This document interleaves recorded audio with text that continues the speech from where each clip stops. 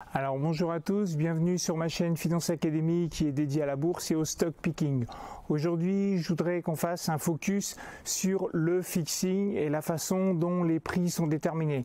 Alors j'avais déjà fait une vidéo sur le fixing, comment cela fonctionne, mais aujourd'hui, je voudrais qu'on aille un petit peu plus loin et que l'on passe à des exercices concrets de manière à avoir des carnets d'ordre qui bougent un petit peu et regarder les résultats en fonction des différentes configurations rencontrées. Cela va vous permettre de répondre à des préoccupations que vous avez peut-être déjà rencontrées. C'est pourquoi avec tel fixing je n'ai pas été servi avec les titres que je voulais, ou pourquoi avec tel fixing je n'ai pas pu vendre tous les titres que je voulais. Je vous explique tout ça derrière le PC. C'est parti.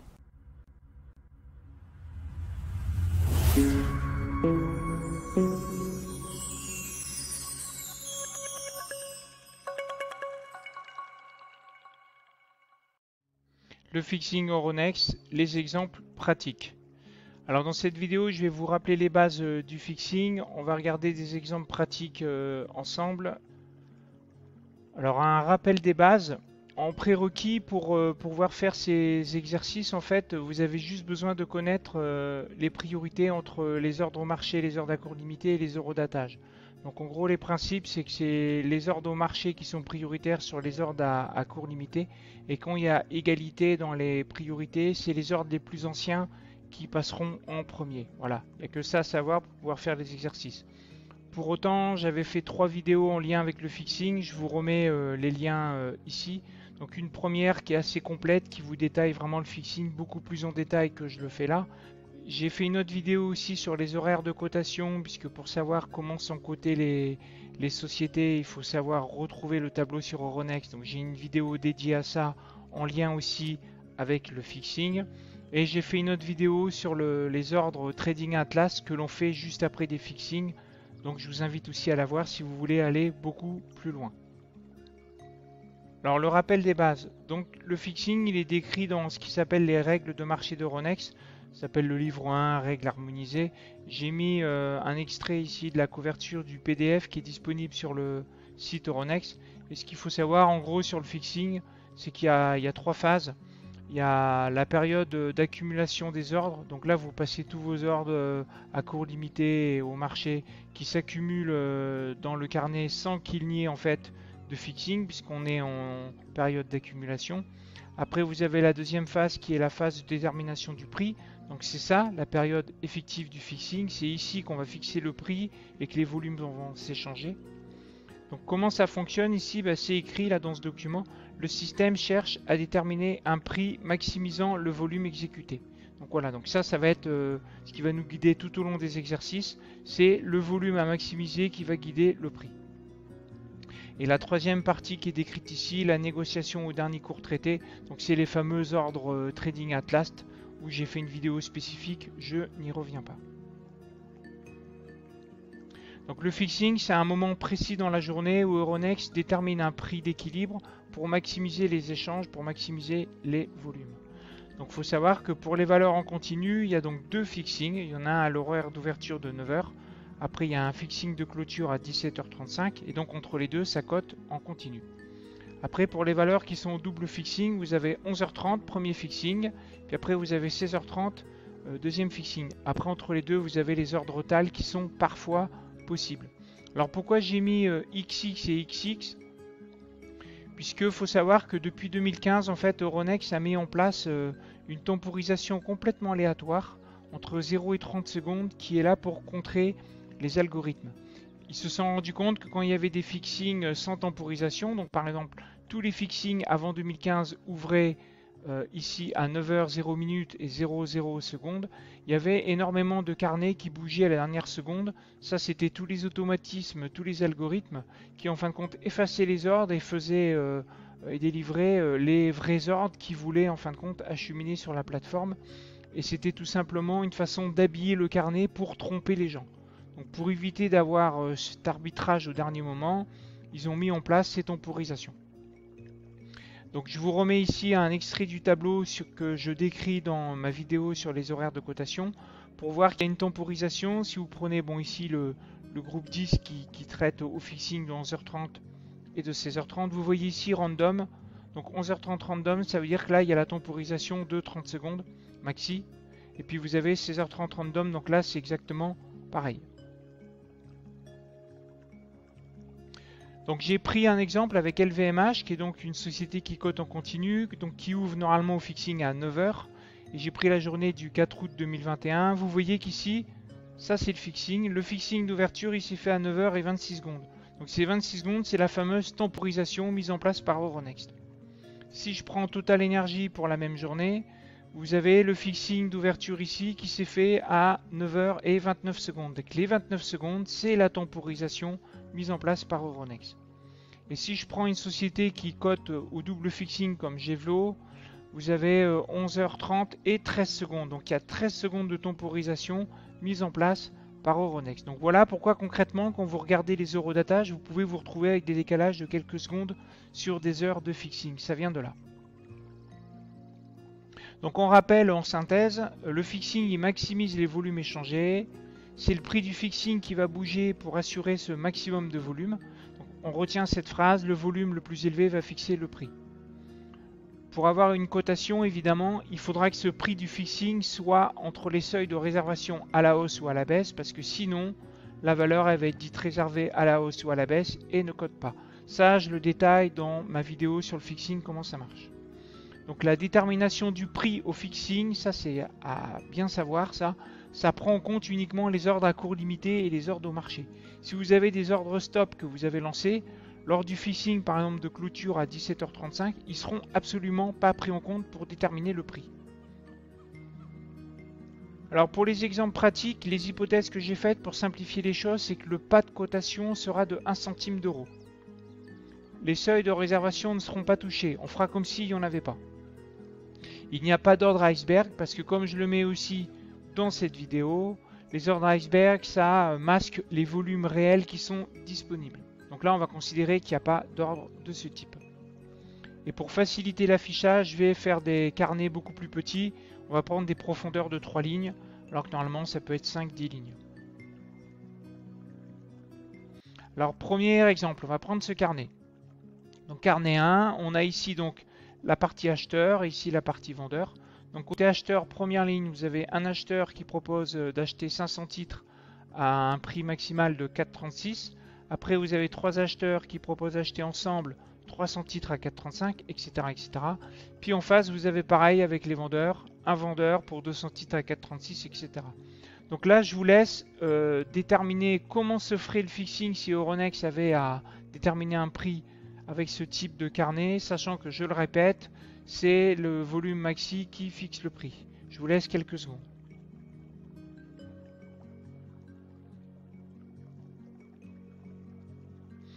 Alors évidemment, la transaction on l'aura comme ça. Ça c'est un exemple qui est relativement simple. En supposant que donc la tempo soit ici 18 secondes, pour 11h30 vous aurez ça.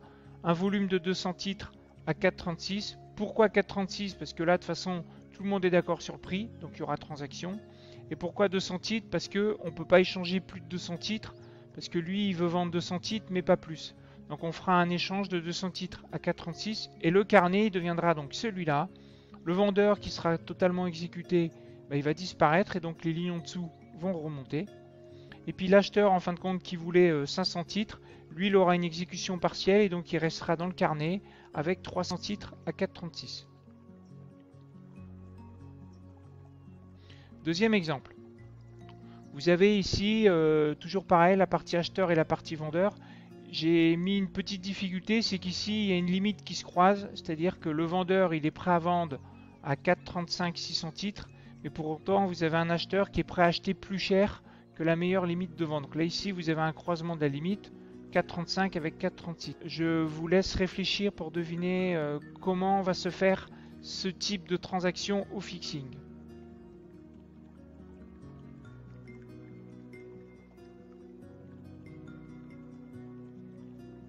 Et ben voilà le résultat en fin de compte. Il va se passer une exécution, je dirais, en deux parties, mais vu que c'est au fixing, tout se fera avec le même eurodatage. L'algorithme Euronext il va calculer que ici c'est le plus gros volume qui va fixer son prix, donc on va partir sur un prix de 4,35.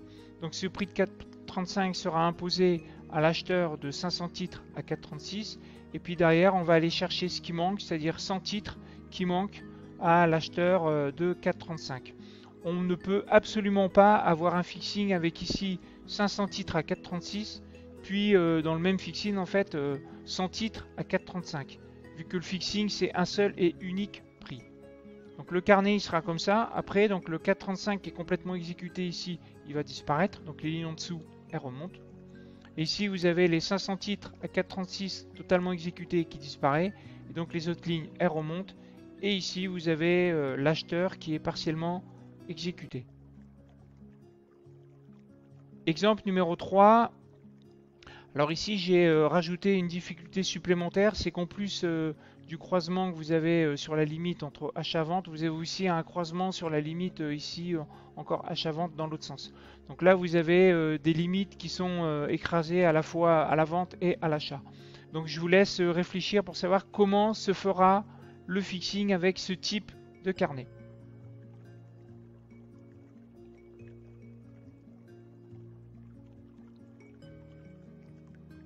Alors voilà, la réponse, elle se fera comme ça. On a exactement, en fin de compte, on a exactement le même résultat que le carnet numéro 2 de l'exercice précédent. Pourquoi? Parce que tout simplement ici, vous avez un volume de 600. Ici, vous avez un volume de 500. Donc lui, il ne va pas pouvoir imposer son prix de 4,37. Si ici, il y avait 700, alors il aurait imposé son prix de 4,37 en allant ici chercher les 600 ici, en allant chercher une partie des 300 ici.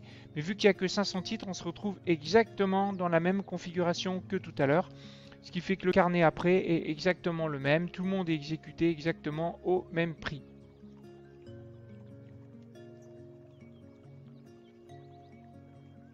Exercice numéro 4.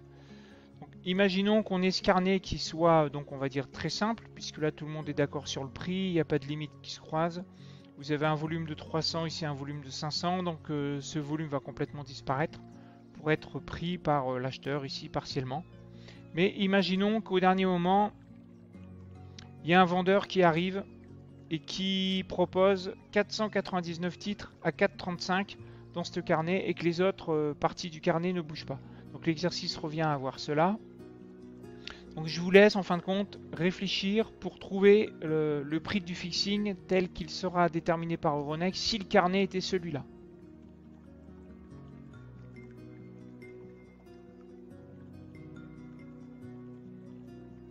Donc l'exécution sera celle-là.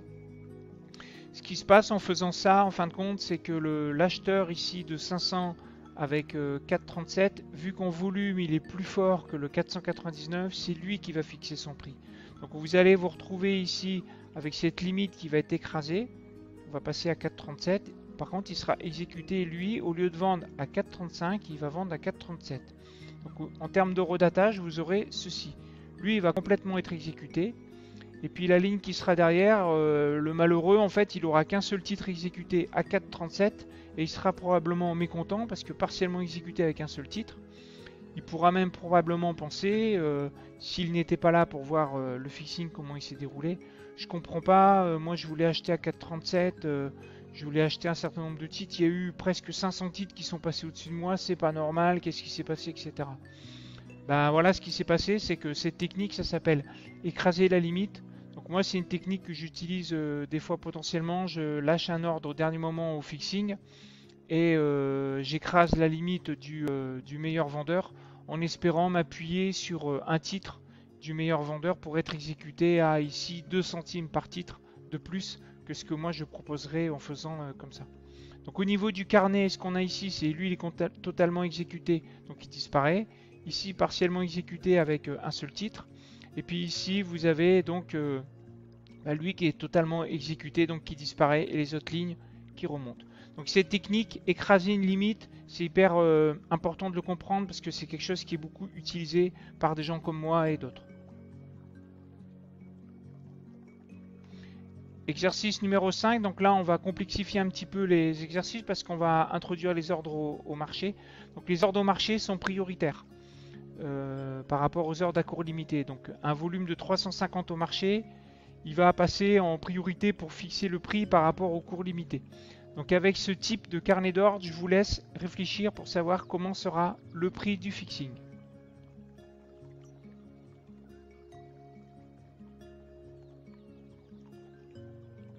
Bon, là on a quelque chose d'assez simple, hein. Évidemment en face on a la quantité suffisante, donc on va aller taper dans les 500 titres à l'achat à 4,37, donc la transaction ça sera 4,37, 350 titres pour que le marché ici soit complètement exécuté, et donc le carnet va ressembler à ça. Cette ligne là elle disparaît, comme ici, cette ligne là elle est partiellement exécutée et il reste 150 titres à 4,37. Là, je prends un ordre au marché 850 titres qui est un peu plus fort que les premières lignes et on va regarder ce qui se passe. Donc là, je vous laisse réfléchir pour voir comment va s'exécuter le fixing.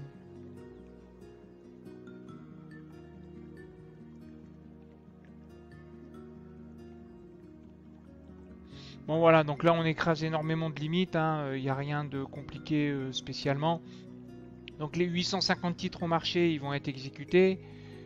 Et là, on va les taper donc dans les 500 titres ici, on va les taper dans les 300 titres ici, ce qui fait qu'on arrive à 800. Il en manque encore 50, donc on va les taper ici, les 50. Et tout ça, ça sera exécuté évidemment à 4,34 et non pas un bout à 4,37 et 4,35, puisque je le rappelle, on est au fixing, il n'y a qu'un seul prix. Donc vous allez avoir en eurodatage ici, avec donc le carnet qui va être celui-là. Cette ligne elle disparaît, cette ligne elle disparaît, cette ligne elle devient en exécution partielle. Et il reste 150 titres à 4,34. Cette ligne, vu qu'elle a été totalement exécutée, elle disparaît aussi. La seule fois où les ordres au marché ne peuvent pas être exécutés dans un fixing, c'est si jamais on va taper un seuil de réservation, par exemple, à la baisse. Donc là, comme j'ai dit, en hypothèse, il n'y a pas de seuil de réservation à la baisse. Donc les ordres au marché sont toujours ici exécutés dans les exercices que l'on fait.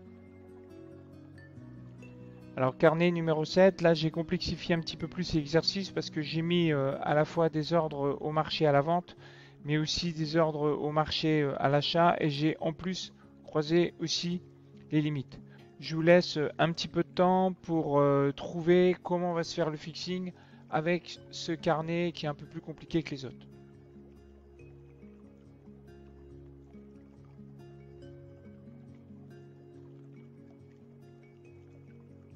Alors la réponse, la voilà. C'est-à-dire que le prix d'exécution du fixing se fera à 4,41 €. Et pour pouvoir bien comprendre la démarche, j'ai découpé le processus de l'algorithme en deux parties. La première partie, elle est en jaune, et la deuxième partie, elle est en bleu. Donc on va faire la première partie en jaune qui concerne en fin de compte l'équilibrage des ordres au marché. Donc les ordres au marché étant prioritaires, on va regarder les plus gros volumes, c'est celui-là. Donc c'est celui-là qui va fixer le prix du fixing. Donc si on regarde les 800 titres à la vente, comment ça se passe côté acheteur? Donc ici on a 300, ici on a 400. Donc il va prendre en fait ces 700 titres et il va s'appuyer ici sur la limite 4,41 pour prendre partiellement les 100 titres et en prendre que 100. C'est pour ça qu'on arrive ici à 300, 400 et 100 à 4,41. Donc le carnet en fin de compte, d'un point de vue séquentiel, en fait, dans le temps, il va se traduire à ça. Et donc, l'algorithme, il va devoir encore dérouler le fixing avec ce carnet fictif. Donc, ce carnet, en fin de compte, on voit qu'il n'y a plus d'ordre au marché puisqu'on a traité tous les ordres au marché. Et on a des ordres à court limité qui, donc, s'équilibrent. Et donc là, on a encore un échange possible puisqu'ici, l'acheteur de 100 titres va pouvoir taper dans le vendeur ici de 400 titres. Puisque je rappelle que le fixing, si on maximise les volumes, on traite tous les volumes disponibles. Donc là, c'est pour ça qu'ici, dans le processus, vous avez cette partie bleue, 100 titres à 4,41 qui correspond ici à cette partie-là. Ce qui fait qu'au final, ce carnet, pour faire son fixing, il va y avoir ça en eurodatage. Et au final, le fixing il sera donc fini comme ça, puisque vous aurez donc le vendeur 800 titres qui est donc complètement exécuté, qui est parti.